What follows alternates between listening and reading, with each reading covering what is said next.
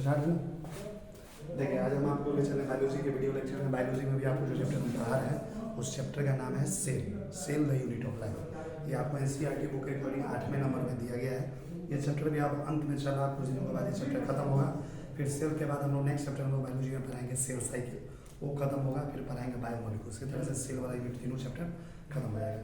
तभी आपको हम सेल चैप्टर डिस्कस कर रहे हैं। जो हमारे वीडियो पे अभी नए हैं, इस चैनल पे नए हैं तो इस चैनल को आप सब्सक्राइब कीजिए। चाहे हमारे यूट्यूब चैनल है जेपी मत हो, ताकि नए नए वीडियो आपको टाइम टू टाइम मिलता रहेगा, हर अपडेट मिलता रहेगा।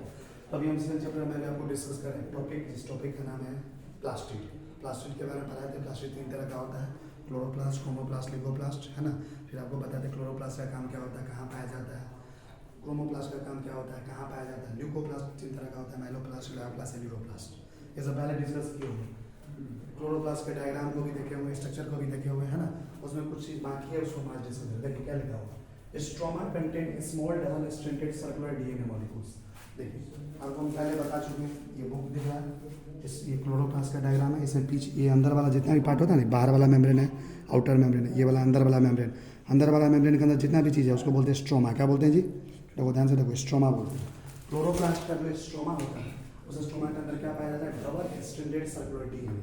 डीएनए का तो नाम सुने, डीऑक्सीराइबोन्यूक्लिक एसिड, वो डबल होता है। डबल स्ट्रैंड मतलब 2 मेम्ब्रेन वाला डीएनए, और सर्कुलर होता है। डीएनए कैसा होता है स्ट्रोमा के अंदर, सर्कुलर डबल स्ट्रैंडेड, तो 2 मेम्ब्रेन वाला होता है। आगे देखो, ribosome of chloroplast are small. Chloroplast के अंदर जो राइबोसोम पाया जाता है, राइबोसोम का काम क्या होता है, प्रोटीन बनाना। आगे हम देखेंगे राइबोसोम में कि राइबोसोम कहाँ पाया जाता है, सेल के अंदर क्या करता है। तो जो क्लोरोप्लास्ट के अंदर जो राइबोसोम पाया जाता है वो स्मॉलर होता है। कैसा होता है, 70S। इस राइबोसोम को क्या बोलते हैं, 70S। जबकि साइटोप्लाज्म में जो राइबोसोम पाया जाता है, साइटोप्लाज्मिक राइबोसोम कितना होता है, 80S। मतलब लिखा रहता है ribosome of chloroplast are smaller 70S than the cytoplasmic ribosome. Cytoplasm के अंदर राइबोसोम 80S होता है बड़ा, और क्लोरोप्लास्ट के अंदर छोटा होता है 70S। आगे देखो, chloroplast have their own genetic system and complete protein synthesis machinery, double stranded DNA, RNA, ribosomes, enzymes, amino acids. इसका मतलब but enzymes for photosynthesis are synthesised by both genes of nucleus and chloroplast.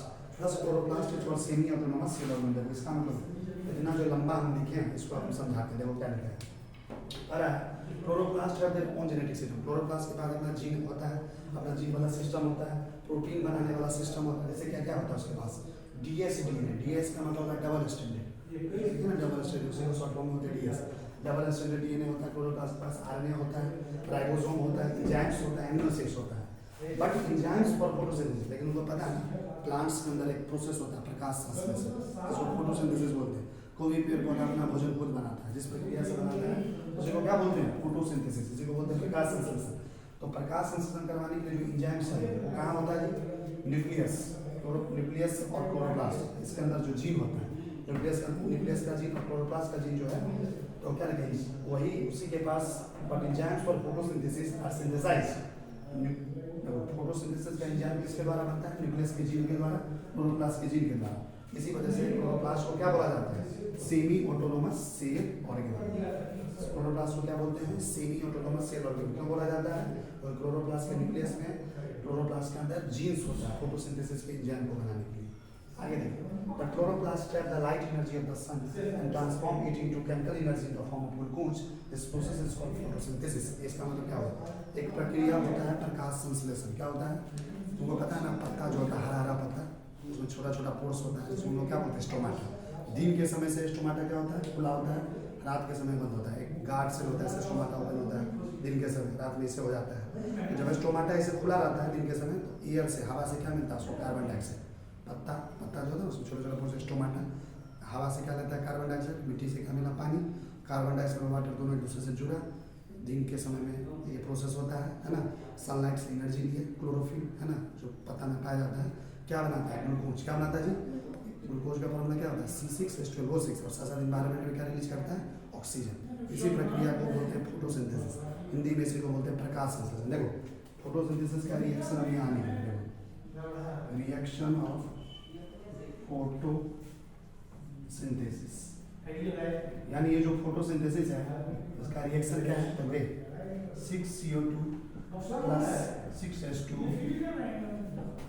Sunlight, क्या है, chlorophyll,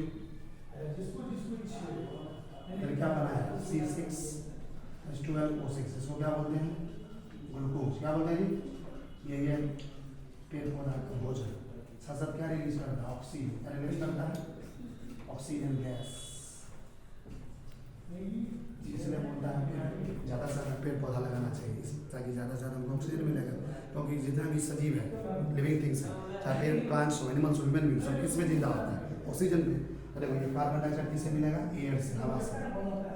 पानी कहाँ से मिलेगा? मिट्टी से। दोनों कार्बन डाइऑक्साइड वाटर कंबाइन किया, सनलाइट से एनर्जी कौन एब्जॉर्ब करेगा? क्लोरोफिल। क्या बनाता है? ग्लूकोज। ये ग्लूकोज प्लांट के केस में क्या कराता है? फूड। और साथ क्या रिलीज करता है? इसी प्रक्रिया को बोलते हैं फोटोसिंथेसिस, जिसे हिंदी में बोलते हैं प्रकाश संश्लेषण, जो अभी लिखा है। ठीक है, अब आगे देखो biogenesis of chloroplast. Biogenesis of chloroplast का मतलब क्लोरोप्लास्ट बनता किससे है? क्या कोई नया क्लोरोप्लास्ट को बनाना है तो कैसे बनेगा? तो देखो, पहला है फ्रॉम प्रोप्लास्ट। एक प्लास्टिड से भी पहले क्या होता है? प्रोप्लास्टिड। प्रोप्लास्टिड से नया क्लोरोप्लास्ट बनता है। समझ में आ रहा है? आगे क्या लिखा है? From binding fusion of pre existing plastid. जो प्लास्टिड पहले से एग्जिस्ट कर रहा है, जो प्लास्टिड पहले से पाया जा रहा है, उसमें एक प्रोसेस करवाते हैं बाइंडिंग फ्यूजन। क्या करवाते हैं? प्लास्टिड के पुराने वाले प्लास्टिक में बाइंडिंग फ्यूजन होता है, तब क्या बनता है? हमको क्लोरोप्लास्ट बनता है। क्या बनता है? तो ये दो तरीका है क्लोरोप्लास्ट बनाने का, इसको बोलते हैं बायोजेनेसिस। आगे देखो लिखा ओरिजिन। क्लोरोप्लास्ट का ओरिजिन कैसे होता है? ओरिजिन का हिंदी होता है उत्पत्ति। समझ में आ रहा है? इसका लिखा इंडो सिम्बायोटिक ओरिजिन। क्लोरोप्लास्ट का ओरिजिन कैसा होता है जी? Endosymbiotic origin. Endosymbiotic origin का मतलब हुआ ओरिजिन बाय ए साइनोबैक्टीरियम, यानी BGA, जिसको बोलते हैं ब्लू ग्रीन। इसके बारे में हम पढ़ेंगे डाइवर्सिटी चैप्टर में। एक बैक्टीरिया होता है, इसका नाम है साइनोबैक्टीरिया। क्या नाम है जी? साइनोबैक्टीरिया को ही कहा जाता है BGA। BGA का मतलब होता है ब्लू ग्रीन अलगी। इसी साइनोबैक्टीरिया ब्लू ग्रीन अलगी से हमको क्या मिलता है? नया क्लोरोप्लास्ट मिलता है। क्या मिलता है? और देखो, क्लोरोप्लास्ट यानी प्लास्टिड का टॉपिक तुम्हारा खत्म हो चुका है बायोलॉजी में। अब हम अगले क्लास में नया टॉपिक शुरू करेंगे, राइबोसोम। क्या शुरू करेंगे? हमारा अगला लेक्चर जो होगा बायोलॉजी का, उसमें हम नेक्स्ट डिस्कस करेंगे राइबोसोम। काफी इंपॉर्टेंट है, फिर इसको भी खत्म करेंगे, फिर आगे पढ़ेंगे। तो NCERT जो बुक आपके पास है बायोलॉजी का, उसे आप कितने पेज पढ़ सकते हैं? नोट्स कॉपी जो है हमारा बायोलॉजी का, जो भी हम नोट्स कॉपी आपको तैयार करवा रहे हैं बायोलॉजी के लिए, वो पूरा पढ़िए। और उसके बाद NCERT बुक भी पढ़िए। NCERT बुक के में पेज नंबर 85 से लेके सेल चैप्टर का पेज नंबर 85 से लेकर आप कहाँ तक पढ़ सकते हैं? 98, यहाँ तक पढ़ सकते हैं। यहाँ तक पूरा खत्म कर दिए। और अगले दिन हम राइबोसोम शुरू करेंगे। ठीक है।